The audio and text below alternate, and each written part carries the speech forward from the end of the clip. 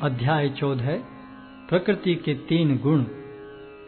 भगवान ने कहा, अब मैं तुमसे समस्त ज्ञानों में सर्वश्रेष्ठ इस परम ज्ञान को पुनः कहूंगा, जिसे जान लेने पर समस्त मुनियों ने परम सिद्धि प्राप्त की है।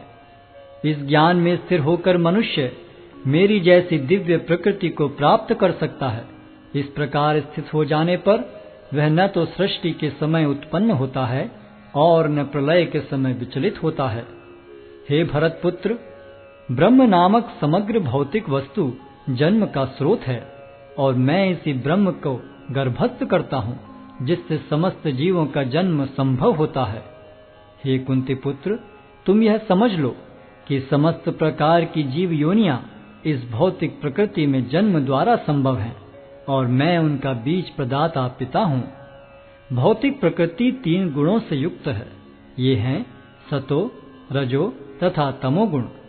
हे महाबाहु अर्जुन, जब शाश्वत जीव प्रकृति के संसर्ग में आता है तो वह इन गुणों से बंध जाता है। हे निष्पाप, सतोगुण अन्य गुणों की अपेक्षा अधिक शुद्ध होने के कारण प्रकाश प्रदान करने वाला और मनुष्यों को सारे पाप कर्मों से मुक्त करने वाला है।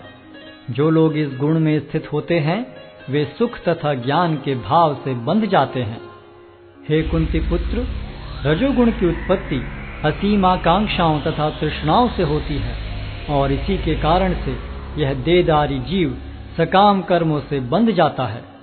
हे भरतपुत्र, तुम जान लो कि अज्ञान से उत्पन्न तमोगुण समस्त देहधारी जीवों का मोह है। इस गुण के प्रतिफल पागलपन, आलस तथा नींद हैं, जो बद्ध जीव को बांधते हैं।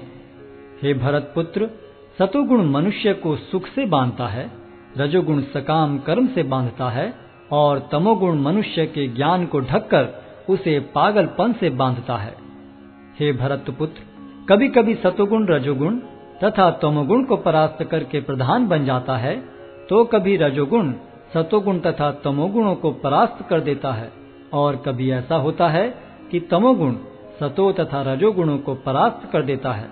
इस प्रकार श्रेष्ठता के लिए निरंतर स्पर्धा चलती रहती है। सतोगुण की अभिव्यक्ति को तभी अनुभव किया जा सकता है जब शरीर के सारे द्वार ज्ञान के प्रकाश से प्रकाशित होते हैं। हे भरतवंशियों में प्रमुख, जब रजोगुण में वृद्धि हो जाती है तो अत्यधिक आसक्ति, सकाम कर्म, गहन उद्यम तथा अनियंत्रित इच्छा एवं लालसा के लक्षण प्रकट होते हैं।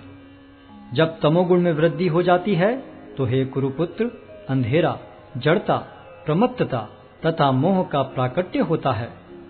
जब कोई सतोगुण में मरता है तो उसे महर्षियों के विशुद्ध उच्चतर लोकों की प्राप्ति होती है। जब कोई रजोगुण में मरता है तो वह सकाम कर्मियों के बीच में जन्म ग्रहण करता है और जब कोई तमोगुण में मरता है तो वह पशु योनि में जन्म धारण करता है। पुण्य कर्म का फल शुद्ध होता है और सात्विक कहलाता है, लेकिन रजोगुण में संपन्न कर्म का फल दुख होता है और तमोगुण में किए गए कर्म मूर्खता में प्रतिफलित होते हैं। सतोगुण से वास्तविक ज्ञान उत्पन्न होता है, रजोगुण से लोभ उत्पन्न होता है और तमोगुण से अज्ञान, प्रमाद और मोह उत्पन्न होते हैं। सतोगुणी व्यक्ति क्रमशः उच्च लोकों को ऊपर जाते हैं, रजोगुणी इसी पृथ्वीलोक में रह जाते हैं और जो अत्यंत गर्हित तमोगुण में स्थित हैं वे नीचे नरक लोकों को जाते हैं। जब कोई यह अच्छी तरह जान लेता है कि समस्त कार्यों में प्रकृति के 3 गुणों के अतिरिक्त अन्य कोई कर्ता नहीं है और जब वह परमेश्वर को जान लेता है जो इन 3 गुणों से परे हैं, तो वह मेरे दिव्य स्वभाव को प्राप्त होता है। जब देहधारी जीव भौतिक शरीर से संबद्ध इन 3 गुणों को लांघने में समर्थ होता है तो वह जन्म, मृत्यु, बुढ़ापा तथा उनके कष्टों से मुक्त हो सकता है और इसी जीवन में अमृत का भोग कर सकता है। अर्जुन ने पूछा, हे भगवान, जो इन 3 गुणों से परे हैं वह किन लक्षणों के द्वारा जाना जाता है?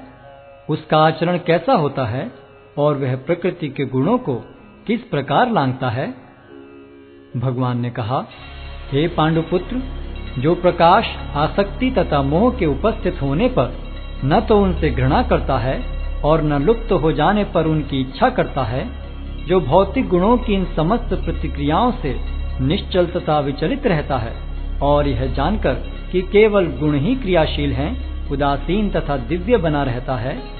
जो अपने आप में स्थित है और सुख तथा दुख को एक समान मानता है, जो मिट्टी के ढेले, पत्थर एवं स्वर्ण के टुकड़े को समान दृष्टि से देखता है, जो अनुकूल तथा प्रतिकूल के प्रति समान बना रहता है, जो धीर है और प्रशंसा तथा बुराई, मान तथा अपमान में समान भाव से रहता है, जो शत्रु तथा मित्र के साथ समान व्यवहार करता है और जिसने सारे भौतिक कार्यों का परित्याग कर दिया है, ऐसे व्यक्ति को प्रकृति के गुणों से अतीत कहते हैं।